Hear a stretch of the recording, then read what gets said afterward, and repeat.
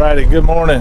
This is Roy Flanagan, Cooperative Extension, Virginia Beach, and we're coming to you from Brookdale Farms in Virginia Beach. Got Mr. Tom Baker with us here today. And Tom, if you didn't mind just sharing a little bit about what you got going on your strawberries, when you planted, varieties that you're planting, and stuff like that. All right, Roy.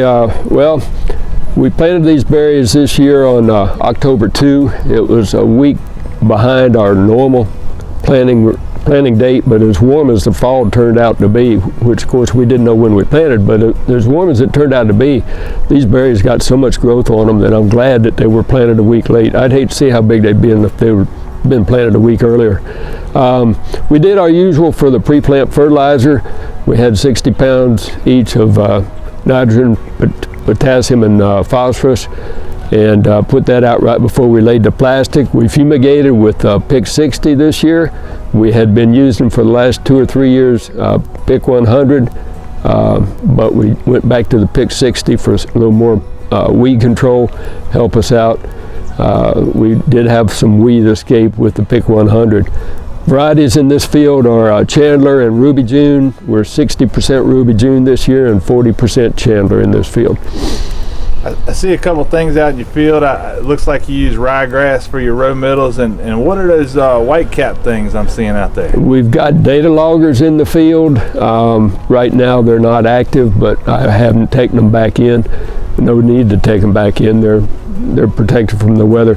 But we recorded our growing degree days. Well, we recorded temperatures, and the software converts that to growing degree days.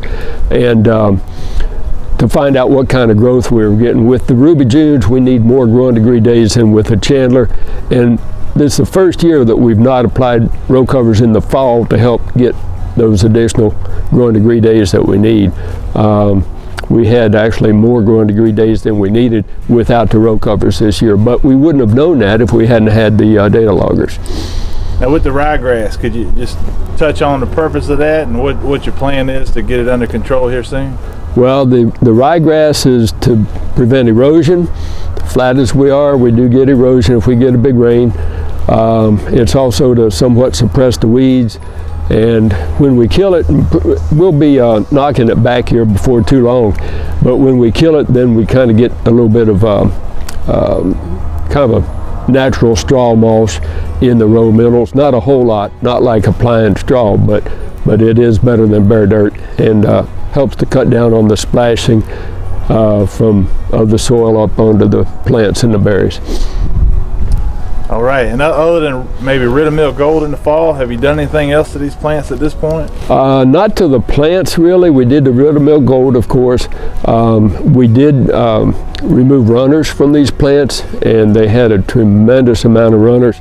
This year, for the first time, we took those removed runners, and we actually carried them out of the field instead of just throwing them in the middle.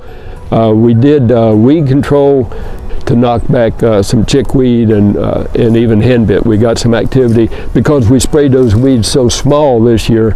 We got the activity on them. If we wait until spring, the 2,4-D makes them mad but doesn't kill them. You've been doing this a long time. What do you enjoy about being a small fruit producer?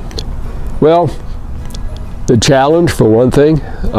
There's a lot that needs to be done to maximize your production from a field, and we've always taken the approach that we want to do better production on a per acre basis rather than having more acres. We want to get more out of the acres that we have, and we enjoy working with the customers when they come to pick the berries and so forth. It's nice to grow something that people want to have. Where do you get your information to kind of help you with your production? I get a lot of it from Extension. I get a lot of it from Extension in Virginia and from other states. And we do a pretty good job of going to some meetings each year and get information there. As relates to strawberries, the main one would be the Virginia Strawberry Association. The good thing about that is that we have so much interaction with other growers in the association, and it's definitely an information sharing place. If you've got a question, you can talk to your other growers that are in the association, and I think most everybody wants to help everybody, and you know, there's no better school than the school of experience, and when you multiply that out by all the members in the association, there's a lot of years of experience there. All right, appreciate it, Tom. I think we'll head out to the field and look at some more. All right.